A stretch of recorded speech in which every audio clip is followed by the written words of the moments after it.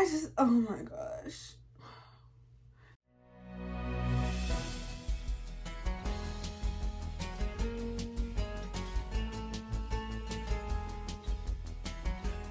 Hey guys, it's Sydney and I am back with another video. Today we're going to be talking about my January watches. And I watched a good amount of movies. It's not excessive.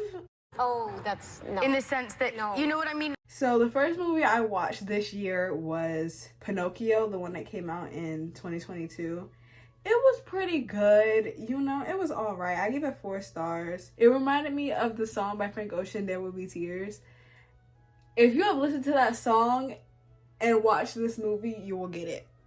Just listen to the song. And then the next movie I watched, which was like a week later, was American Psycho, and that was for my Literally Me video. If you want my thoughts on American Psycho, go watch that video. And then I watched The Lobster. I gave it 2 stars. That movie was just, I could see what it was going for. Maybe if I hadn't watched it and like, I watched it by myself, and then I came downstairs, my parents were watching it. I was like, oh, so I watched it with them. So I was just like, that's not. I think it's a critique on how society puts so much pressure on marriage and finding somebody to stay with your entire life. And sometimes it just does not work out. But I don't know. I just feel like it lost its plot. And it just kept. Then I watched Just Right. I love Just Right. I do not play about Just Right. I love Just Right since I was a little kid. I just realized I don't have lip gloss on. Yeah, I had to control it for a second, y'all. Then I watched Hustle and Flow. My parents made me watch this, but it was a really good movie. It deserved its Oscar. It was really funny. It was just a nice little story. It's crazy because DJ, played by Terrence Howard, did all that extra stuff. Whole time he didn't even know Skinny Black, who was played by Ludacris. You beat him up and did all that extra stuff. You didn't even know the man. Then I watched Spring Breakers. And I look at have a lot to say about Spring Breakers. Faith, which was Selena Gomez's character, was racist. And I understand why. She was right to be like, oh, I need to get up out of here. But those white people were doing the exact same thing that these black people were doing. They just had guns and they were black. And even then, the white people were more violent than the black people. Because she didn't even get to the violent part. They were just chilling. It was just a stupid movie.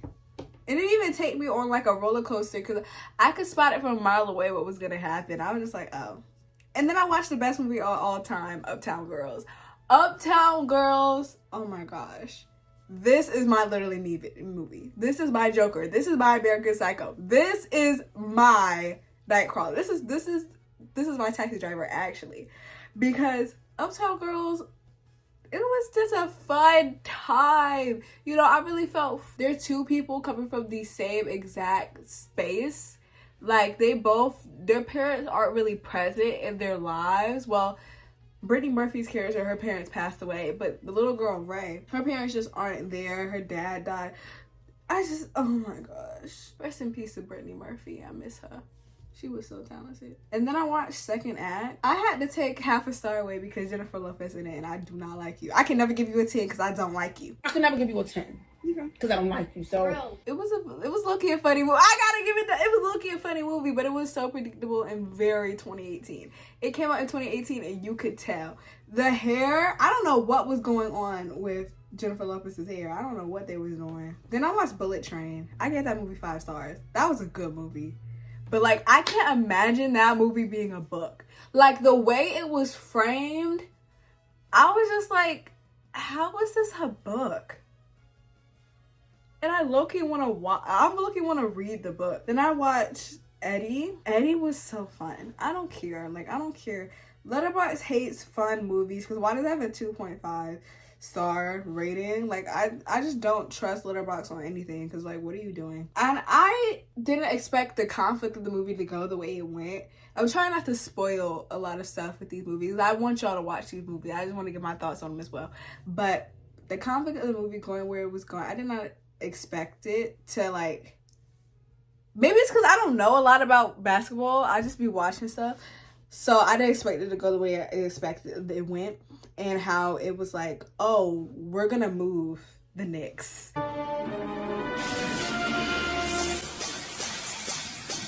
I can't imagine the New York Knicks being anywhere except for New York. They're the Knicks. And then I watched Sabrina. Go watch my Sabrina video. Go watch my Sabrina video. I watched Sabrina, gave it 5 stars, of course. And then later on, I watched Just Like Heaven because I was just in the mood. Mark Ruffalo is the worst part of this movie because Mark Ruffalo cannot act. Mark Ruffalo cannot act for anything. It's just he has this constant state of his voice that's just like, nah. I just don't like him. But Reese Witherspoon is always going to be mother. So then I watched Karen. Karen came out in 2021.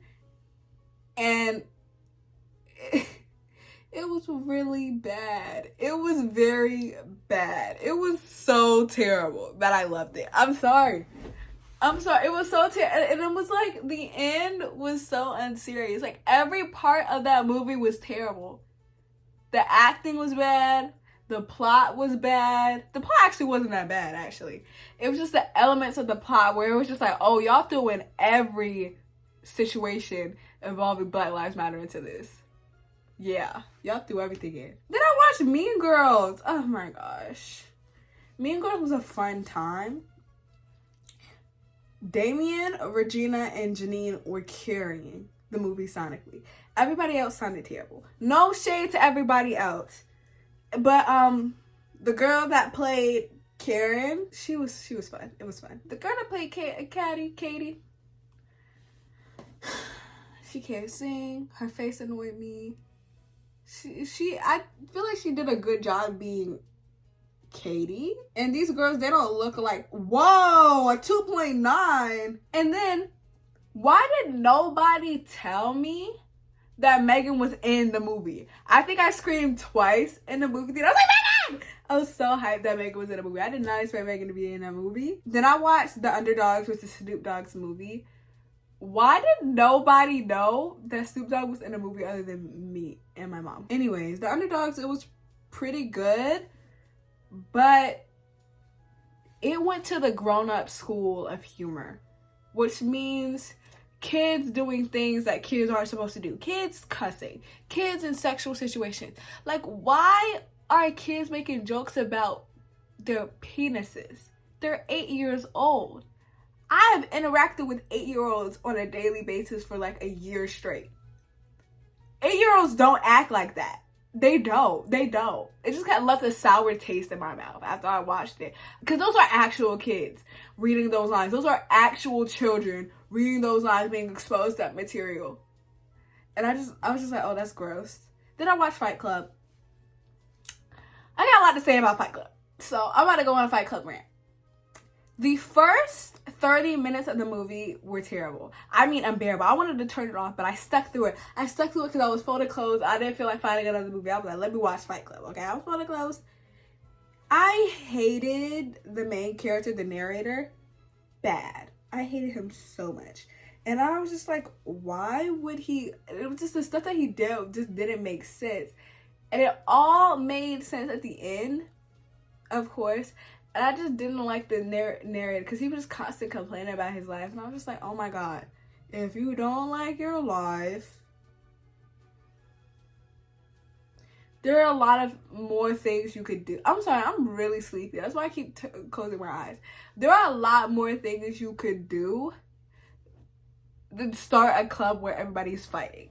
I understand why he did it, but at the same time, it's just like, what are y'all talking about? What is the point of this movie? I need to watch like analysis videos on what is going on with Fight Club, because I do want to write about it on a blog post, but I also want it to be my own thoughts. So I'm gonna write a blog post where it's just like my own thoughts, and then I come back to it after watching like 15 million analysis videos. Right, control it. The twist at the end, oh, they got me. They got me. When it was just like, well, we're the same person. You're Travis Bickle. They're Travis Bickle. You're, what's his name? You're Tyler Durden. Yeah, it's you. You're Tyler Durden.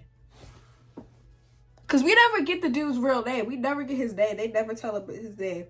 And it makes sense that he created this alter ego, because even when he was in those clubs, he was creating alter egos, but it wasn't as serious as Tyler was. And even on the cover, he looked real nasty looking. But yeah, those are all the movies I watched in January. Let me know if y'all want me to continue this series. Oh, I scratched my lip.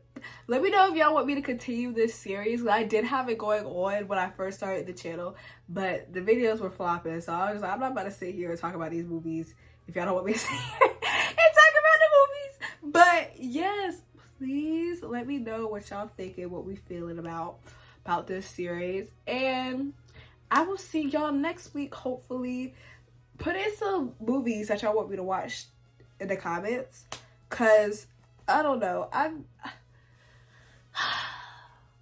just been wanting to go to sleep. I just want to go to sleep and play BitLife. Like, that's all. I just been wanting to sleep, y'all. But anyways, I hope y'all enjoyed this video. Make sure you follow me on Instagram at Blinded Sydney, and my business page at Doll by Sydney, and on Letterboxd Blinded Sydney. Anyways, that is all. Bye, guys.